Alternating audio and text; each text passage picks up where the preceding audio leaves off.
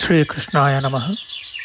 ವಸುದೇವಸುತಂ ದೇವಂ ಕಂಸಚಾಣೂರಮರ್ದನಂ ದೇವಕೀ ಪರಮಾನಂದಂ ಕೃಷ್ಣಂ ವಂದೇ ಜಗದ್ಗುರುಂ.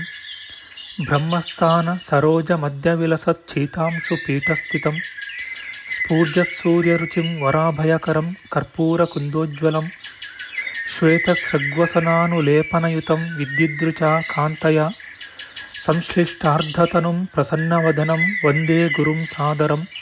ಶ್ರೀ ಗುರುಭ್ಯೋ ನಮಃ. ಲಂಬೋದರಂ ಪರಮಸುಂದರಮೇಕದಂತಂ ರಕ್ತಾಂಬರಂ ತ್ರಿನಯನಂ ಪರಮಂ ಪವಿತ್ರಂ ಉದ್ಯದ್ದಿವಾಕರಕರೋಜ್ವಲಕಾಯಕಾಂತಂ ವಿಘ್ನೇಶ್ವರಂ ಸಕಲವಿಘ್ನಹರಂ ನಮಾಮಿ. ತ್ವಾಂ ದೇವ ವಿಘ್ನದಲನೇತಿ ಚ ಸುಂದರೇತಿ ಭಕ್ತಿಪ್ರಿಯೇತಿ ಸುಖದೇತಿ ಫಲಪ್ರದೇತಿ ವಿದ್ಯಾಪ್ರದೇತ್ಯಗಹರೇತಿ ಚ ಯೇ ಸ್ತುವಂತಿ ತೇಭ್ಯೋ ಗಣೇಶವರದೋ ಭವ ನಿತ್ಯಮೇವ. ಶ್ರೀ ಮಹಾಗಣಪತಯೇ ನಮಃ. ಯಾ ಕುಂದೇಂದು ತುಷಾರಹಾರಧವಳ ಯಾ ಶುಭ್ರವಸ್ತ್ರಾವೃತ ಯಾ ವೀಣಾ ವರದಂಡಮಂಡಿತಕರ ಯಾ ಶ್ವೇತಪದ್ಮಾಸನ ಯಾ ಬ್ರಹ್ಮಾಚ್ಯುತ ಶಂಕರ ಪ್ರಭೃತಿಭಿಃ ದೇವೈಃ ಸದಾ ವಂದಿತಾ ಸಾ ಮಾಂ ಪಾತು ಸರಸ್ವತೀ ಭಗವತಿ ನಿಶ್ಶೇಷಜಾಡ್ಯಾಪಃ. ಶ್ರೀ ಸರಸ್ವತ್ಯೇ ನಮಃ. ವೇದಾರ್ಥತತ್ವವಿಶದೀಕರಣೇನ ಪುಂಸಾಂ ಉಚ್ಚೈರ್ಗತಿಂ ಜಗತಿ ಯೋ ದಯಾಯ ವಿಧಾತುಂ ರಮ್ಯಾಂ ಪುರಾಣಪದವೀಂ ಪ್ರಣಿನಾಯ ತಸ್ಮೈ ಲೋಕೇಶವೈಭವಪುಷೇ ಋಷಯೇ ನಮಸ್ತಾತ್. ತಸ್ಮೈ ವ್ಯಾಸಾಯ ಮುನಯೇ ಸರ್ವಜ್ಞಾಯ ಮಹರ್ಷಯೇ ಪರಾಶರ್ಯಾಯ ಶಾಂತಾಯ ನಮೋ ನಾರಾಯಣಾತ್ಮನೆ. ಶ್ರೀ ವ್ಯಾಸಾಯ ನಮಃ. ನಾರಾಯಣಂ ನಮಸ್ಕೃತ್ಯ ನರಂ ಚೈವ ನರೋತ್ತಮಂ ದೇವೀಂ ಸರಸ್ವತೀಂ ವ್ಯಾಸಂ ತತೋ ಜಯಮುದೀರಯೇತ್. ಕನಕರುಚಿದುಕೂಲಃ ಕುಂಡಲೋಲ್ಲಾಸಿಗಲ್ಲಃ ಶಮಿತಭುವನಭಾರಃ ಕೋಪಿ ಲೀಲಾವತಾರಃ ತ್ರಿಭುವನಸುಖಕಾರಿ ಶೇಷಶಾಯೀ ಮುಕುಂದೋ ಪರಿಕಲಿತರಮಾಂಗೋ ಮಂಗಲಂ ನಸ್ತನೋತು. ನಮಾಮಿ ಗೋವಿಂದ ಪದಾರವಿಂದಂ ಸದೇಂದಿರಾನಂದನಮುತ್ತಮಾಡ್ಯಂ ಜಗಜ್ಜನಾನಾಂ ಹೃದಯ ಸನ್ನಿವಿಷ್ಟಂ ಮಹಾಜನೈಕಾಯನಮುತ್ತಮೋತ್ತಮಂ. ನಮಸ್ತೆ ಚಕ್ರಹಸ್ತಾಯ ಶಾರ್ङ्ಗಹಸ್ತಾಯ ತೇ ನಮಃ. ನಂದಹಸ್ತಾಯ ತೇ ವಿಷ್ಣೋ ಶಂಖಹಸ್ತಾಯ ತೇ ನಮಃ. ಓಂ ನಮೋ ವಾಸುದೇವಾಯ ನಮಃ ಸಂಕರ್ಷಣಾಯ ಚ ಪ್ರದ್ಯುಮ್ನಾಯ ನಮಸ್ತುಭ್ಯಂ ಅನಿರುದ್ಧಾಯ ತೇ ನಮಃ. ಪಾತಾಲಾದುತ್ಪತಿಷ್ಣೋರ್ಮಕರವಸತಯೋ ಯಸ್ಯ ಪುಚ್ಛಾಭಿಘಾತ ಧೂರ್ಧ್ವಂ ಬ್ರಹ್ಮಾಂಡಖಂಡ ವ್ಯತಿಕರವಿಹಿತ ವ್ಯತ್ಯಯೇ ನಾಪತಂತಿ ವಿಷ್ಣೋರ್ಮತ್ಸ್ಯಾವತಾರೇ ಸಕಲವಸುಮತಿ ಮಂಡಲಂ ವ್ಯಶ್ನುವಾನಃ ತಸ್ಯಾಸ್ಯೋದೀರಿತಾನಾಂ ಧ್ವನಿರಪಹರತಾದಶ್ರಿಯಂ ವ ಶ್ರುತೀನಾಂ. ಶ್ರೀ ಮತ್ಸ್ಯರೂಪಿ ಪರಮಾತ್ಮನೇ ನಮಃ. ಪ್ರಿಯ ಬಾಂಧವರೇ, ನಮ್ಮ ಈ ಶ್ರೀ ಲಾಲೀಕೃಷ್ಣ ಚಾನಲ್ಗೆ ಸ್ವಾಗತ. ಇಂದಿನ ವಿಡಿಯೋದಲ್ಲಿ ನಾವು ಶ್ರೀ ಮತ್ಸ್ಯ ಮಹಾಪುರಾಣದ 70ನೇ ಅಧ್ಯಾಯದ ಪೂರ್ವಭಾಗದ ವಿಚಾರ ಮಾಡೋಣ. ಈ ಅಧ್ಯಾಯದಲ್ಲಿ ಅನಂಗದಾನ ವ್ರತದ ವಿಚಾರ ಮಾಡೋಣ. ಶ್ರೀಕೃಷ್ಣಾಯ ನಮಃ. ಬ್ರಹ್ಮನು ಕೇಳುತ್ತಾನೆ, ವರ್ಣಾಶ್ರಮಗಳ ಉತ್ಪತ್ತಿ ವಿಚಾರವನ್ನು ಪುರಾಣಗಳಲ್ಲಿ ಕೇಳಿದ್ದೇನೆ. ಎಲೆ ಪೂಜ್ಯನೇ, ಧರ್ಮಶಾಸ್ತ್ರಗಳಲ್ಲಿ ವರ್ಣಿಸಿರುವಂತೆ ಸದಾಚಾರವಾವುದೆಂದು ತಿಳಿದಿದ್ದೇನೆ. ವೇಶ್ಯ ಸ್ತ್ರೀಯರ ಸದ್ಧರ್ಮವನ್ನು ಯಥಾವತ್ತಾಗಿ ನಿನ್ನಿಂದ ಕೇಳಲು ಬಯಸುತ್ತೇನೆ. ಈಶ್ವರನು ಹೇಳುತ್ತಾನೆ, ಎಲೆ ಬ್ರಹ್ಮನೇ, ಅದೇ ದ್ವಾಪರ ಯುಗದಲ್ಲಿ ವಸುದೇವನ ಪುತ್ರನಾದ ಶ್ರೀಕೃಷ್ಣನಿಗೆ 16,000 ಜನ ಪತ್ನಿಯರಾಗುವರು. ವಸಂತ ಋತುವಿನಲ್ಲೊಮ್ಮೆ ಕೋಗಿಲೆಗಳು ದುಂಬಿಗಳು ಇಂಪಾಗಿ ಕೂಗುತ್ತಿರುವವು. ವನದಲ್ಲಿ ಹೂಗಳು ಅರಳಿರುವವು. ಜಲಾಶಯಗಳಲ್ಲಿ ತಾವರೆಗಳು ಮಂದ ಮಾರುತದಿಂದ ಬಿರಿದಿರುವವು. ಆಗ ಸರೋವರದ ತೀರದಲ್ಲಿ ಆ ಸ್ತ್ರೀಯರು ಸ್ವೇಚ್ಛೆಯಿಂದ ಮಧುಪಾನಾಸಕ್ತರಾಗಿರುವರು.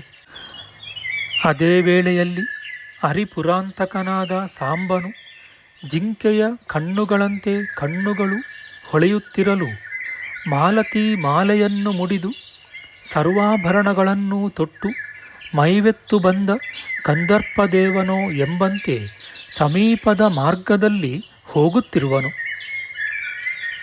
ಆ ನಾರಿಯರು ಅವನನ್ನು ಅಕ್ಕರೆಯಿಂದ ನೋಡಿ ಅನಂಗಶರ ಪೀಡಿತರಾಗುವರು. ಅವರ ಮನಸ್ಸಿನಲ್ಲಿ ಕಾಮಾಸಕ್ತಿಯು ಅಧಿಕವಾಗುವುದು. ಜಗತ್ಸ್ವಾಮಿಯಾದ ಶ್ರೀಕೃಷ್ಣ ಪರಮಾತ್ಮನು ತನ್ನ ಜ್ಞಾನ ದೃಷ್ಟಿಯಿಂದ ಅದನ್ನರಿಯುವನು.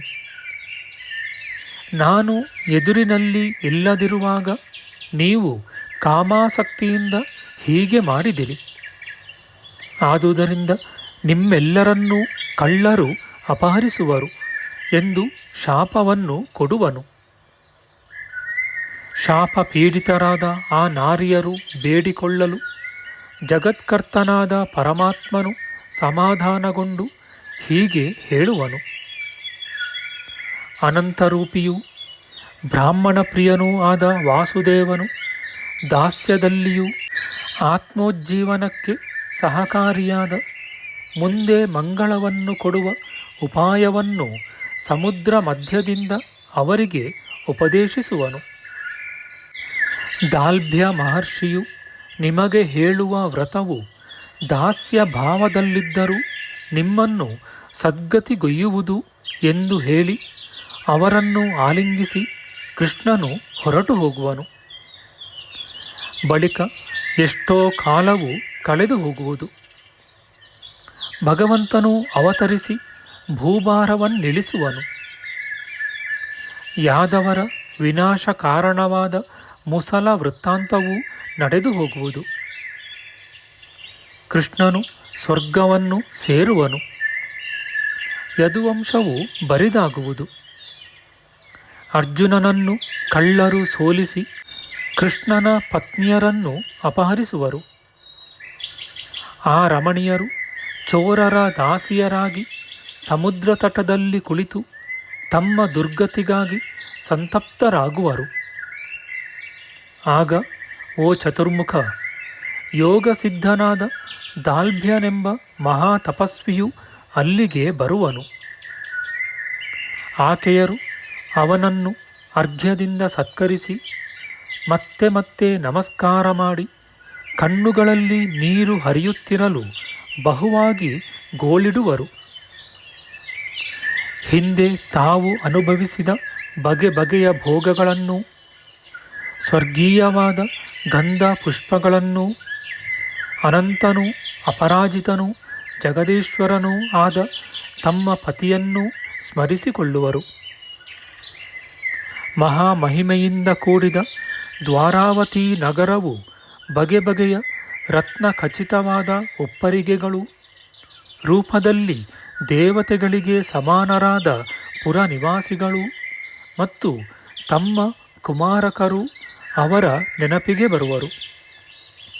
ಬಳಿಕ ಆ ತಪಸ್ವಿಯ ಮುಂದೆ ನಿಂತು ಅವರು ಹೀಗೆ ಪ್ರಶ್ನೆ ಮಾಡುವರು. ಸ್ತ್ರೀಯರು ಕೇಳುತ್ತಾರೆ, ಎಲೈ ಪೂಜ್ಯನೇ, ನಮ್ಮೆಲ್ಲರನ್ನೂ ಚೋರರು ಬಲಾತ್ಕಾರದಿಂದ ಉಪಭೋಗಿಸಿದರು.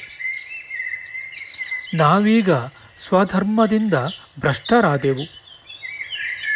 ಈ ಸಂಕಟ ಕಾಲದಲ್ಲಿ ನೀನು ನಮಗೆ ರಕ್ಷಕನಾಗು.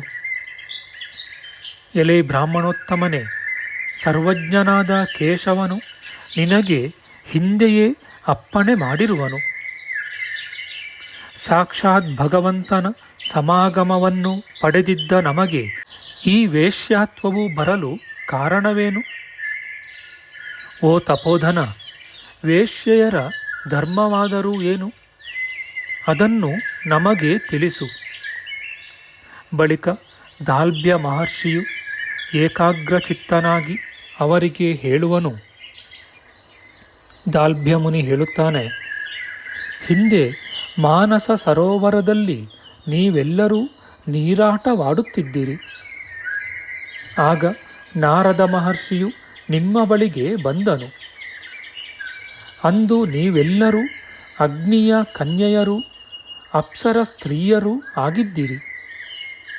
ಆ ಗರ್ವದಿಂದ ಆ ಮಹಾಮುನಿಗೆ ನಮಸ್ಕಾರ ಮಾಡದೆ ನಾರಾಯಣನು ನಮಗೆ ಪತಿಯಾಗುವ ವಿಧಾನವೆಂತೂ ಹೇಳಿಕೊಡು ಎಂದು ಅವನನ್ನು ಕೇಳಿದಿರಿ. ಆದುದರಿಂದ ಆ ಮಹರ್ಷಿಯು ನಿಮಗೆ ವರವನ್ನೂ ಶಾಪವನ್ನೂ ಕೊಟ್ಟನು. ಚೈತ್ರ ವೈಶಾಖ ಮಾಸಗಳ ಶುಕ್ಲಪಕ್ಷ ದ್ವಾದಶಿಯಲ್ಲಿ ಶಯನಗಳೆರಡನ್ನೂ ಸುವರ್ಣವನ್ನೂ ಇನ್ನೂ ಉಳಿದ ಭೋಗ ವಸ್ತುಗಳನ್ನು ದಾನ ಮಾಡಿರಿ. ಮುಂದಿನ ಜನ್ಮದಲ್ಲಿ ನಿಮಗೆ ನಾರಾಯಣನು ನಿಜವಾಗಿ ಪತಿಯಾಗುವನು. ರೂಪ ಸೌಭಾಗ್ಯಗಳ ಗರ್ವದಿಂದ ನನಗೆ ನಮಸ್ಕಾರವನ್ನು ಮಾಡದೆ ಪ್ರಶ್ನೆ ಮಾಡಿದ ಕಾರಣ ನಿಮಗೆ ಶೀಘ್ರವಾಗಿಯೇ ಆತನ ವಿಯೋಗವೂ ಆಗುವುದು. ನೀವೆಲ್ಲರೂ ಚೋರರಿಂದ ಅಪಹೃತರಾಗುವಿರಿ. ವೇಶ್ಯಾಭಾವವನ್ನು ಪಡೆಯುವಿರಿ. ಹೀಗೆ ಕಾಮಮೋಹಿತರಾದ ನೀವೆಲ್ಲರೂ ನಾರದನ ಮತ್ತು ಸರ್ವಜ್ಞನಾದ ಕೃಷ್ಣ ಪರಮಾತ್ಮನ ಶಾಪದಿಂದ ವೇಶ್ಯಾಭಾವವನ್ನೈದಿದಿರಿ. ಎಲೆ ನಾರೀಮಣಿಯರೇ, ಈಗಲೂ ಕೂಡ ನಾನು ಹೇಳುವುದನ್ನು ಕೇಳಿರಿ. ದಾಲ್ಭ್ಯಮುನಿ ಹೇಳುತ್ತಾನೆ, ಹಿಂದೆ ದೇವತೆಗಳಿಗೂ ದಾನವರಿಗೂ ನಡೆದ ಯುದ್ಧದಲ್ಲಿ ದಾನವರು, ಅಸುರರು, ದೈತ್ಯರು ಮತ್ತು ರಾಕ್ಷಸರು 100 ಗಟ್ಟಲೆಯಾಗಿ ಸುರರಿಂದ ಹತರಾದರು. ಆ ದಾನವಾದಿಗಳು ಬಲಾತ್ಕಾರದಿಂದ ಮದುವೆಯಾಗಿದ್ದ ಮತ್ತು ಉಪಭೋಗಿಸಿದ್ದ ಲಕ್ಷಗಟ್ಟಲೆಯ ಹೆಂಗಸರಿಗೆ ಚತುರ ವಚನನಾದ ದೇವೇಂದ್ರನು ಹೇಳಿದನು. ದೇವೇಂದ್ರನು ಹೇಳುತ್ತಾನೆ, ಎಲೈ ನಾರೀಮಣಿಗಳೇ, ನೀವು ಈಗ ಅರಮನೆಯಲ್ಲೂ ದೇವಾಲಯಗಳಲ್ಲೂ ಭಕ್ತಿಯಿಂದ ವೇಶ್ಯಾಧರ್ಮವನ್ನು ಅನುಸರಿಸುತ್ತಾ ನಡೆಯಿರಿ. ದೊರೆಗಳು ಪತಿಗೆ ಸಮಾನರು. ಅವರ ಮಕ್ಕಳಾದರೂ ಹಾಗೆಯೇ ಸರಿ. ಅವರನ್ನು ಶಕ್ತ್ಯಾನುಸಾರವಾಗಿ ಸೇವಿಸುವುದರಿಂದ ನಿಮ್ಮೆಲ್ಲರಿಗೂ ಸೌಭಾಗ್ಯವು ಲಭಿಸುವುದು. ನಿಮಗೆ ಕೊಡಬೇಕಾದ ದ್ರವ್ಯವನ್ನು ತೆಗೆದುಕೊಂಡು ನಿಮ್ಮ ಮನೆಗೆ ಬರುವಾತನನ್ನು ಅವನು ವಂಚಕನಲ್ಲದೆ ಸರಳ ಸ್ವಭಾವದವನಾಗಿದ್ದರೆ ನಿಮ್ಮ ಪ್ರಾಣಗಳನ್ನಾದರೂ ತೊರೆದು ಉಪಚರಿಸಿರಿ. ಎಲೆ ಸುಂದರಿಯರೇ, ದೇವತೆಗಳ ಇಲ್ಲವೇ ಪಿತೃಗಳ ಪುಣ್ಯ ದಿನವೂ ಬಂದಾಗ ನಿಮ್ಮ ಶಕ್ತಿಗೆ ತಕ್ಕಂತೆ ಬ್ರಾಹ್ಮಣರಿಗೆ ಗೋದಾನ, ಭೂದಾನ, ಹಿರಣ್ಯದಾನ ಮುಂತಾದವುಗಳನ್ನು ಮಾಡಿರಿ. ಅವರ ಆಜ್ಞಾ ವಚನಗಳನ್ನು ಪಾಲಿಸಿರಿ. ನಾನು ನಿಮಗೆ ಮತ್ತೊಂದು ವ್ರತವನ್ನು ಉಪದೇಶಿಸುವೆನು. ಅದನ್ನು ಎಲ್ಲರೂ ಸಂಶಯ ಪಡದೆ ನಿಶ್ಚಲ ಭಕ್ತಿಯಿಂದ ನಡೆಸಬೇಕು. ನಮ್ಮ ಮುಂದಿನ ವಿಡಿಯೋದಲ್ಲಿ ನಾವು ಶ್ರೀ ಮತ್ಸ್ಯ ಮಹಾಪುರಾಣದ 70ನೆಯ ಅಧ್ಯಾಯದ ಉತ್ತರ ಭಾಗದ ವಿಚಾರ ಮಾಡೋಣ. ಆಧ್ಯಾತ್ಮಿಕ ಚರ್ಚೆ ಮತ್ತು ವಿಚಾರ ವಿನಿಮಯಕ್ಕಾಗಿ ಶುರು ಮಾಡಿದ ಈ ಚಾನಲ್ನಲ್ಲಿ ನಾವು ಅಪ್ಲೋಡ್ ಮಾಡುವ ಎಲ್ಲ ವಿಡಿಯೋಗಳನ್ನು ಸಂಪೂರ್ಣವಾಗಿ ನೋಡಿ ನಿಮ್ಮ ಸಲಹೆಗಳನ್ನು ಕಮೆಂಟ್ ಬಾಕ್ಸ್ನಲ್ಲಿ ಬರೆಯಿರಿ. ದಯವಿಟ್ಟು ಈ ಚಾನಲ್ಗೆ ಸಬ್ಸ್ಕ್ರೈಬ್ ಮಾಡಿ ಹಾಗೂ ಬೆಲ್ ಬಟನ್ ಒತ್ತಿ ನಾವು ಹಾಕುವ ಎಲ್ಲ ವಿಡಿಯೋಗಳನ್ನು ನೋಡಿ ಪ್ರೋತ್ಸಾಹಿಸಿ. ಕೃಷ್ಣಂ ನಾರಾಯಣಂ ವಂದೇ ಕೃಷ್ಣಂ ವಂದೇ ವ್ರಜಪ್ರಿಯಂ ಕೃಷ್ಣಂ ದ್ವೈಪಾಯನಂ ವಂದೇ ಕೃಷ್ಣಂ ವಂದೇ ಪೃಥಾಸುತಂ. ಶ್ರೀಕೃಷ್ಣಾಯ ನಮಃ.